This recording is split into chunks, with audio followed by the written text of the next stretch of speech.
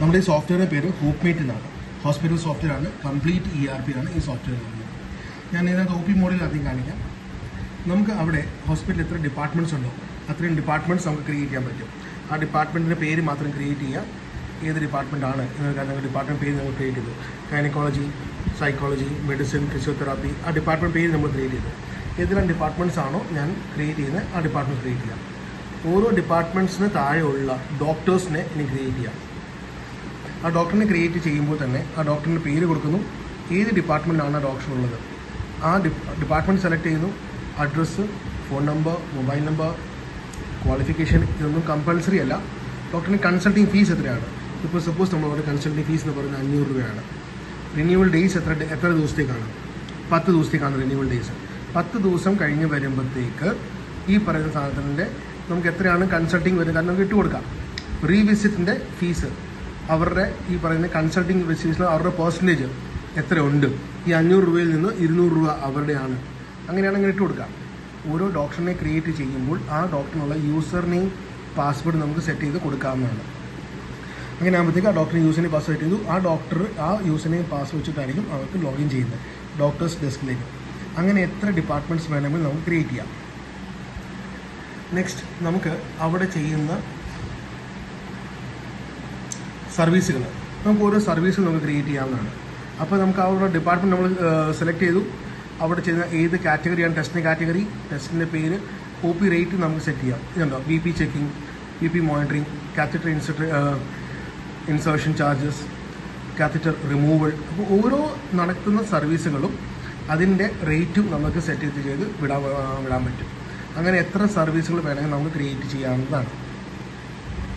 Next, പുതിയൊരു patient OP വരുന്ന സമയത്ത് OP രജിസ്ട്രേഷൻ എന്ന് പറഞ്ഞാൽ പേഷ്യൻറ്റിൻ്റെ പേര് കൊടുത്തു, എന്താണ് പേഷ്യൻറ്റിൻ്റെ പേര്, ആ പേഷ്യൻ്റെ അഡ്രസ്സ്, പേഷ്യൻ്റെ മൊബൈൽ നമ്പർ, പേഷ്യൻ്റെ ജെൻഡർ ഏതാണ്, ഡേറ്റ് ഓഫ് ബർത്ത്.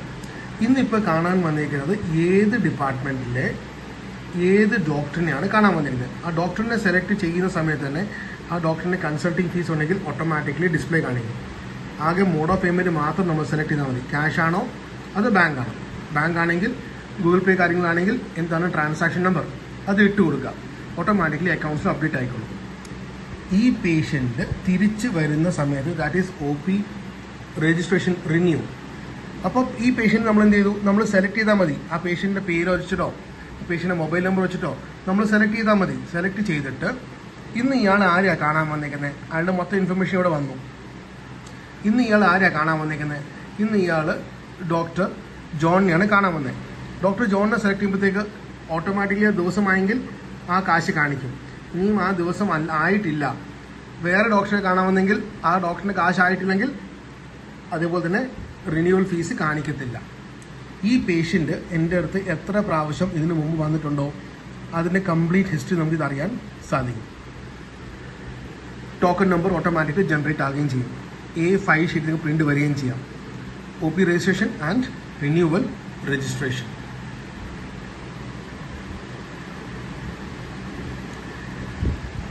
ഇനിയും ഫാർമസിക്കകത്ത് നമുക്ക് ഏതെല്ലാം യൂണിറ്റ്സിലാണ് നമ്മൾ കച്ചവടം ചെയ്യുന്നത്, ampoule, bottle, box, cylinder, numbers, packets, strips, ഇതെല്ലാം നമുക്ക് ക്രിയേറ്റ് ചെയ്യാം. ഓരോ കാറ്റഗറി നമുക്ക് ക്രിയേറ്റ് ചെയ്യാവുന്നതാണ്. ബാൻഡേജ്, ക്യാപ്സൂൾ, കോട്ടൺ, ഓരോ കാറ്റഗറി ക്രിയേറ്റ് ചെയ്തു. ഓരോ കാറ്റഗറിയുടെ താഴെ ഞാൻ ഐറ്റംസ് ക്രിയേറ്റ് ചെയ്യാം. നമുക്ക് ഏതെല്ലാം ഐറ്റംസ് ആണ് എന്നുള്ള കാര്യം ക്രിയേറ്റ് ചെയ്യാവുന്നതാണ്. ഐറ്റത്തിൻ്റെ പേര്, ഏത് കാറ്റഗറിയിലാണ്, അത് ഏത് യൂണിറ്റിലാണ് നമ്മൾ കൈകാര്യം ചെയ്യുന്നത്, അതിന് HSN code, CGS CSSC percentage, കിട്ടുന്ന വില, MRP, ഇന്നിപ്പോൾ എനിക്ക് കിട്ടിയ ഏത് ബാച്ച് നമ്പറിൽ ഏത് എക്സ്പയറിയിൽ, സെല്ലിംഗ് റേറ്റ് എത്രയാണ്. ഇപ്പോൾ MRP എനിക്ക് സപ്പോസ് 150 രൂപയാണ് MRP. ഞാൻ ചിലപ്പോൾ വിൽക്കുന്നത് 145 അങ്ങനെയും ഇട്ട് കൊടുക്കാം. ഇന്ന് സോഫ്റ്റ്വെയർ ഓപ്പൺ ചെയ്യുന്ന സമയത്ത്, സ്റ്റാർട്ട് ചെയ്യുന്ന സമയത്ത് നമുക്ക് എത്ര സ്റ്റോക്ക് ഉണ്ട് ഇട്ട് കൊടുക്കുക. അതിന് ശേഷമോ നമുക്ക് പിന്നെ പർച്ചേസോ സെയിലോ നമുക്ക് ചെയ്യാവുന്നതാണ്. ഇങ്ങനെ എത്ര ഐറ്റം വേണമെങ്കിൽ നമുക്ക് ക്രിയേറ്റ് ചെയ്ത് കൊടുക്കാം. ഓരോ ഐറ്റം ക്രിയേറ്റ് ചെയ്യുമ്പോൾ അതിൻ്റെ റീ ഓർഡർ ലെവൽ സെറ്റ് ചെയ്യാം. ഇപ്പം ഞാൻ പറയുകയാണ്, ഈ ഐറ്റം 10 എണ്ണത്തിനെക്കാട്ടിലും താഴെ പോയി കഴിഞ്ഞാൽ, 10 ആംപ്യൂളിനെക്കാട്ടിലും താഴെ പോയി കഴിഞ്ഞാൽ എനിക്ക് സോഫ്റ്റ്വെയർ ഇൻറ്റിമേറ്റ് ചെയ്യണം. അങ്ങനെ ഉണ്ടെങ്കിൽ നമുക്ക് ഇട്ട് കൊടുത്താൽ മതി. അത് ഓട്ടോമാറ്റിക്കലി 10 എണ്ണത്തിൽ താഴെ പോകുമ്പോൾ നമുക്ക് സോഫ്റ്റ്വെയർ നമ്മളെ ഇൻറ്റിമേറ്റ് ചെയ്യും.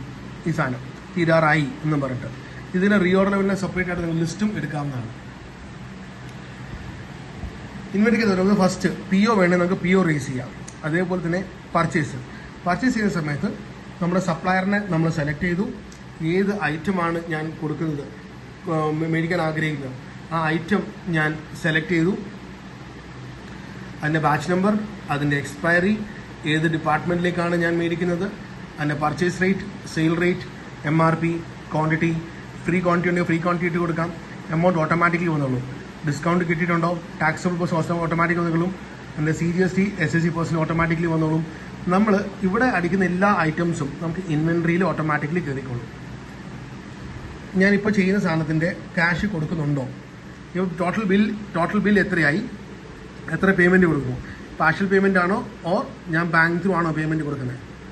ബാങ്ക് ത്രൂ ആണെങ്കിൽ ബാങ്ക് സെലക്ട് ചെയ്യുക, ട്രാൻസാക്ഷൻ നമ്മൾ ഇട്ട് കൊടുക്കുക. ഇവിടെ അടിക്കുന്ന ഓരോ ഐറ്റംസും ഇൻവെൻറ്ററിലും കയറിക്കോളും. അതേപോലെ തന്നെ ക്യാഷ് ബുക്കിലും അല്ലെങ്കിൽ നമ്മൾ ലെഡ്ജറിലും തന്നെ ഓട്ടോമാറ്റിക്കലി അപ്ഡേറ്റ് ആയിക്കോളും. പർച്ചേസ് റിട്ടേൺ ഉണ്ടെങ്കിൽ പർച്ചേസ് റിട്ടേൺ അടിക്കാം. ഈ പറഞ്ഞ സാധനം ഞാൻ കാണിച്ചു തരാം. അതിന് IP സെയിൽസ് ആദ്യം കാണിക്കട്ടെ. IP സെയിൽസിനകത്ത് നമുക്ക് ഏത് പേഷ്യൻറ്റും നമുക്ക് സെയിൽ ചെയ്യാം. നമ്മൾ OP പേഷ്യൻ്റ് നമ്മൾ സെയിൽ ചെയ്യാം. പേഷ്യൻ്റ് നമ്മൾ സെലക്ട് ചെയ്തു, ഏത് ഡോക്ടറിൻ്റെ കെയർ ഓഫിലാണ്, എന്താണ് നെയിം ഓഫ് ദി മെഡിസിൻ. അടിച്ചു കഴിഞ്ഞാൽ കൂട്ടി എല്ലാ സാധനവും വന്നു. നമ്മൾ ഐറ്റം സെലക്ട് ചെയ്യുന്നു, ഓട്ടോമാറ്റിക് അതിൻ്റെ ബാച്ച് നമ്പർ എക്സ്പയറി തന്നെ വന്നോളും. നമ്മൾ ക്വാണ്ടിറ്റി മാത്രം ഇട്ട് കൊടുത്താൽ മതി. ഓട്ടോമാറ്റിക്കലി ഇവിടെ അടിക്കുന്ന ഓരോ ഐറ്റംസും നമുക്ക് ഐറ്റത്തിൽ നിന്ന് സ്റ്റോക്കിൽ നിന്ന് കുറയുകയും ചെയ്യും. നമുക്ക് ക്യാഷ് ബുക്കിലോ ഡേ ബുക്കിലോ അപ്ഡേറ്റ് ആകുകയും ചെയ്യും. ഇതേ സെയിം സാധനം തന്നെ നമുക്ക് ഡോക്ടേഴ്സ് ഡെസ്ക് വഴിയും കയറാം.